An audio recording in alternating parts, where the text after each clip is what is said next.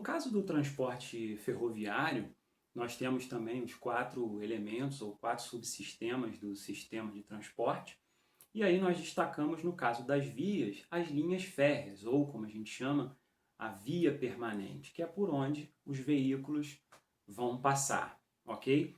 Essas vias, elas têm características técnicas específicas, como que a distância entre os trilhos, que nós chamamos de bitola, e que no Brasil nós temos uma realidade de ter diferentes bitolas, o que dificulta um pouco a integração das diferentes vias que nós temos no nosso país, ok?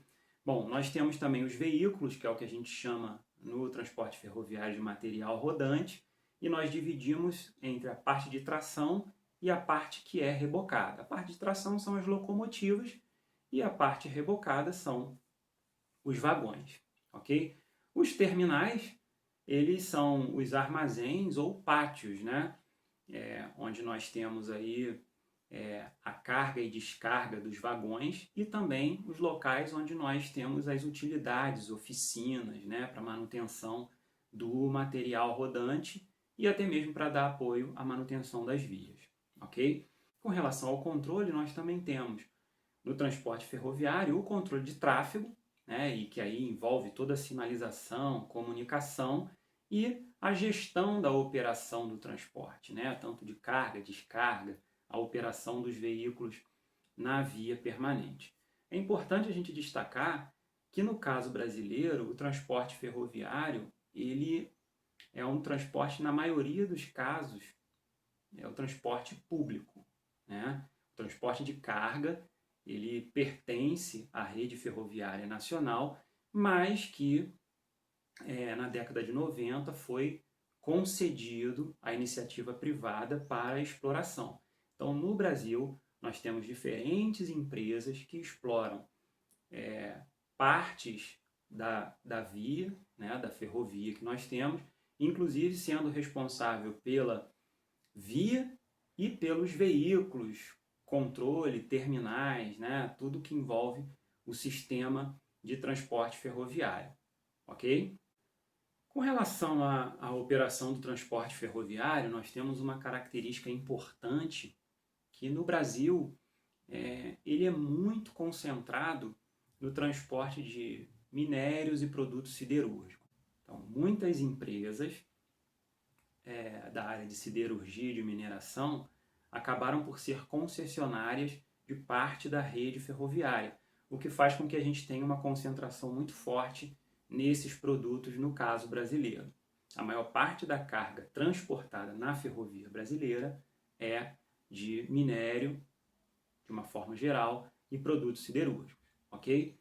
Mas se a gente for olhar o transporte ferroviário, nós temos o que a gente chama de trem misto, que é um tipo de composição onde você pode colocar diversos tipos de vagões, né, para transporte de carga fracionada, para transporte de carga siderúrgica, grãos, fertilizantes, combustíveis, carvão, cimento, né, o container de uma forma geral, né, que você pode colocar uma infinidade de produtos nesses containers, né? Então você vai ter uma única composição com vagões diferentes transportando uma infinidade de cargas, tá?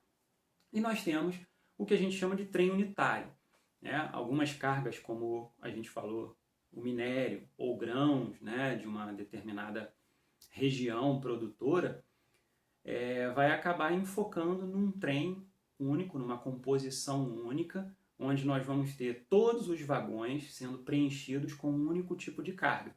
É o caso, como a gente falou, de um trem de minério, ok? Então pode ser minério de ferro, manganês, carvão. Então você vai ter uma composição dedicada a um determinado tipo de produto, ok? Isso acontece também, por exemplo, para grãos que a gente produz em grande quantidade, como a soja, tá? Então, o trem, para ele ser viável, o transporte ferroviário, para ele ser viável, ele precisa transportar grandes quantidades de carga.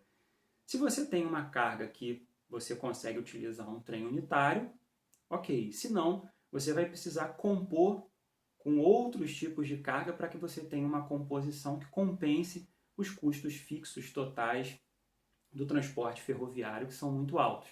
Aqui cabe destacar que os transportes de grande capacidade, como ferroviária, aquaviário, dutoviário, eles têm a propensão de ter ganho de escala. Então, quanto mais você utiliza a capacidade, quanto mais você transporta, menores são os custos unitários daquela carga que está sendo transportada.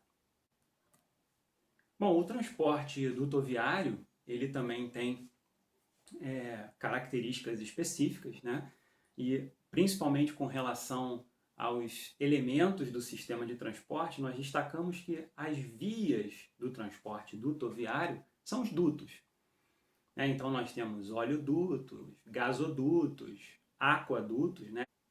É um tipo de produto que nós já utilizamos os dutos há muito tempo, que é a água, né? Então, e também temos, né, não só produtos líquidos e gasosos, mas também produtos sólidos que são transportados, é lógico, em suspensão, como por exemplo junto com água, que são os minerodutos. E no Brasil nós temos um mineroduto que é bastante utilizado, que liga Minas Gerais ao Espírito Santo, ok?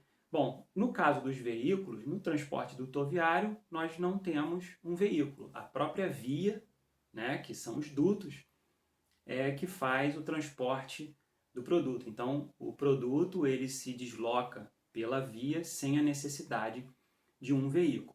Nós temos os terminais, que são as estações de bombeamento, estações de manutenção. Nós temos os city gates, né, que são estações terminais para que se faça a distribuição em determinadas localidades. E nós temos aí o controle, todo o controle de tráfego, manobra, pressão, desvio de produto de um duto para outro, e também a gestão da operação desse transporte.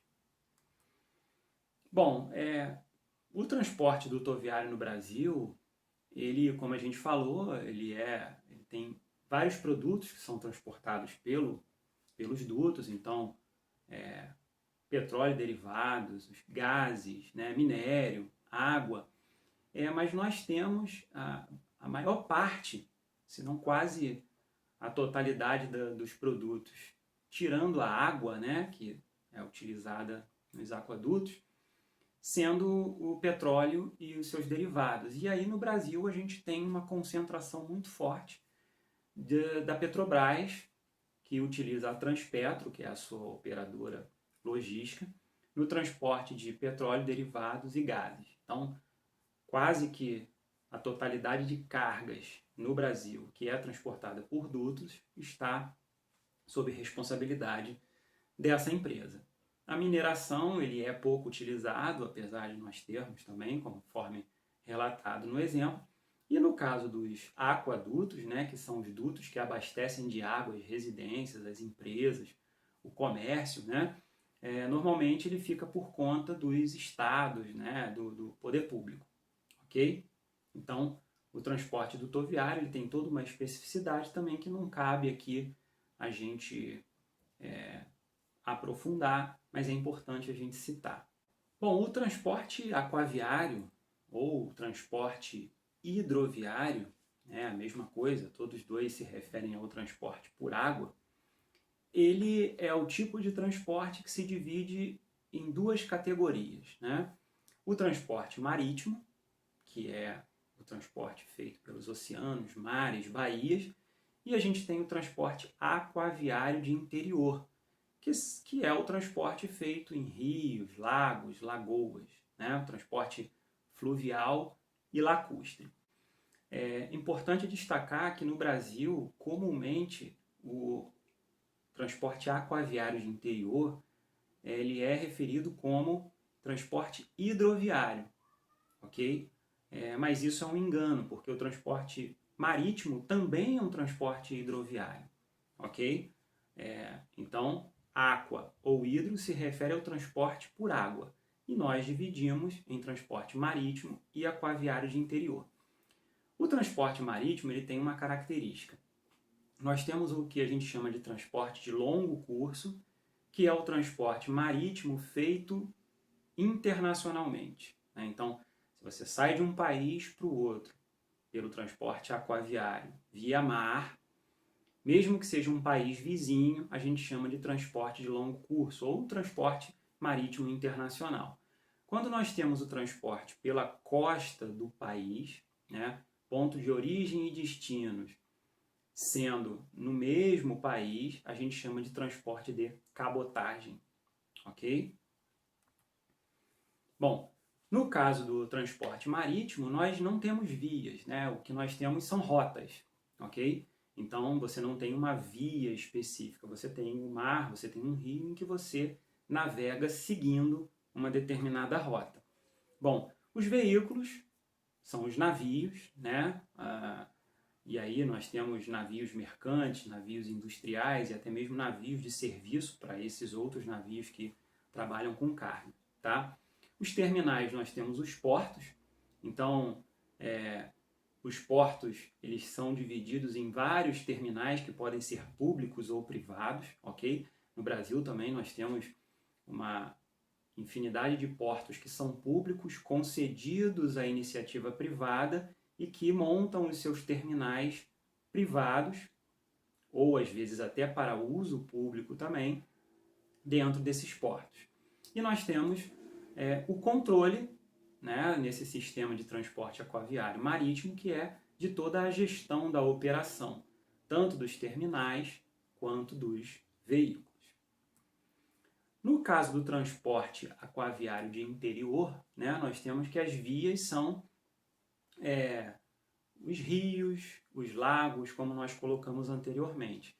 E nós temos essas vias divididas em duas partes, aquelas que são naturalmente navegáveis, ou seja,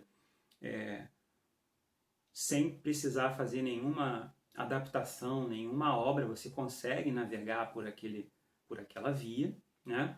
E você tem aquelas vias que são artificialmente navegáveis, e aí você precisa de obras como dragagem, derrocagem, você precisa de construção de eclusas, né? Quando você tem diferentes níveis nesse mesmo rio, por exemplo. Os veículos, eles podem ser navios, né? Então, nós temos o rio Amazonas, por exemplo, que tem profundidades, extensões que permitem navios passarem por essas vias, e nós temos também a composição do que a gente chama de rebocadores chatas, né? Você tem como se fosse a grosso modo, né, um trem, só que na água, né? Você tem uma locomotiva, o que a gente chama de rebocador, né, que é a parte onde tem o motor, que reboca ou que empurra as chatas, que são as caçambas, as carrocerias, né, as embarcações utilizadas para que se coloquem as cargas. Os terminais, da mesma forma, nós temos os portos fluviais, que também podem ser portos próprios ou públicos, tá? E o controle também está relacionado à gestão da operação dos terminais e dos veículos. O transporte aéreo, semelhante ao transporte marítimo, ele também não tem via. O que nós temos são rotas aéreas em que os veículos, que são os aviões, vão seguir, né? Os terminais são os que nós chamamos de aeródromos ou aeroportos, tá? E nós temos aí toda uma parte de controle, né, da operação, né, da carga e descarga dos veículos, dos aeroportos, e também temos o controle de tráfego aéreo, que é muito importante para esse tipo de transporte, ok?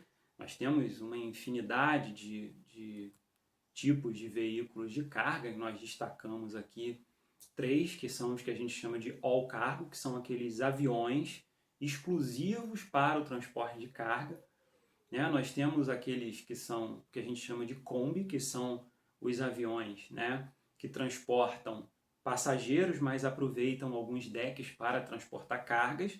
E nós temos o transporte aéreo full packs, né, que é o transporte de passageiro predominante, e nós temos apenas uma pequena fração destinada à carga, né? Então nós temos que o transporte aéreo, na verdade, ele, apesar de no Brasil nós utilizarmos com certa frequência para emergências, por conta do que acontece na cadeia de suprimentos, né, a utilização do transporte aéreo, mas na verdade ele é muito voltado para o transporte de passageiros, né? Ou cargas de alto valor que requerem grande urgência. Muitas fábricas, muitas das vezes, para não pararem a sua produção por alguma falha de planejamento ou de operação no transporte rodoviário, por exemplo, acabam recorrendo ao transporte aéreo para fazer o seu abastecimento. Mas isso não é uma coisa que é muito adequada, principalmente pelos altos custos do transporte aéreo, ok?